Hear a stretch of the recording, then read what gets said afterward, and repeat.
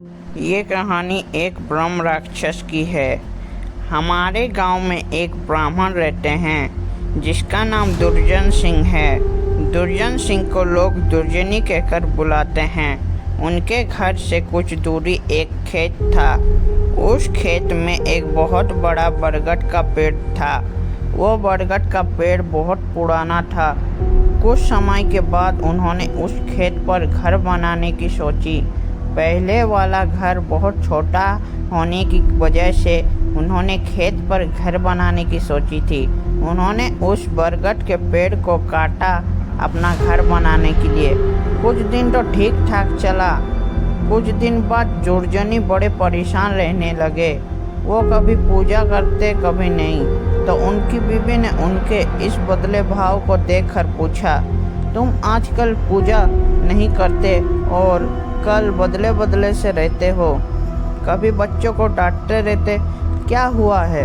दुर्जनी के चेहरे पर मुस्कान आई और वो कहने लगे, मेरे घर को तोड़कर अपना घर तो बना लिया है और इसे क्या पूजा करने के लिए कह रही हो?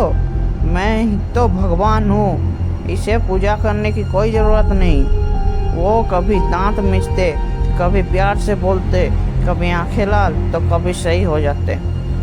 उनकी बीवी के शक हो गए कि जरूर किसी का साया और वो बातें ऐसी नहीं करते हैं जैसे कि उनके घर से दो लोग बोल रहे हों। तब उनकी बीवी ने उनको बिठाकर हनुमान चालीसा पढ़ने लगी। वो सोच रही थी अगर कोई होगा तो दुर्जनी पर कोई असर नहीं पड़ा। वो एक तक लगाए देख रहा था। उनकी बीवी काफ़ी मंत्र और गायत्री मंत्र पढ़े। तभी दुर्जनी की आंख लाल हुई और कहने लगी, मैं किसी से नहीं डरता और तू क्या समझ रही है? मैं इसे ऐसे नहीं छोड़ने वाला हूँ। तब उसका एक छोटा बच्चा वहाँ आया।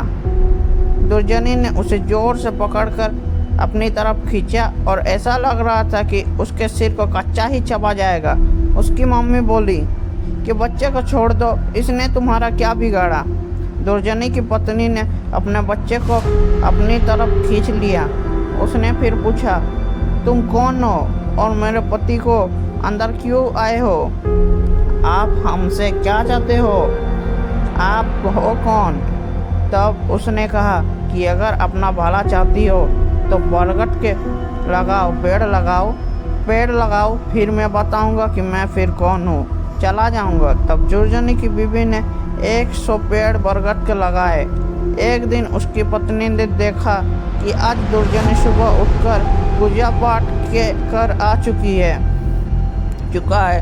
तब दुर्जनी के अंदर जो साया था उसने बोला, मैं तुम्हारे पति को आज छोड़ कर जा रहा हूँ, तुम सदा सुखी रहो, तुम्हारे आचार विचार बहुत अच्छे हैं। मैं ब्रह्म राक्षस हूँ। वैसे मैं किसी को नहीं छोड़ता और ना ही किसी से डरता हूँ। तुम्हारे पति ने बरगद को काट दिया। मेरा घर था, वो 1000 से मैं वहाँ रहता था। मुझे गुस्सा है पर मैं तुम्हारा अच्छाई के कारण मैंने नहीं छोड़ रहा हूँ तुम्हें पति को छोड़कर। तब दुर्जनी अचानक सही हो गए। तब दुर्जनी की बीवी आँखों से आंसू निकल आए।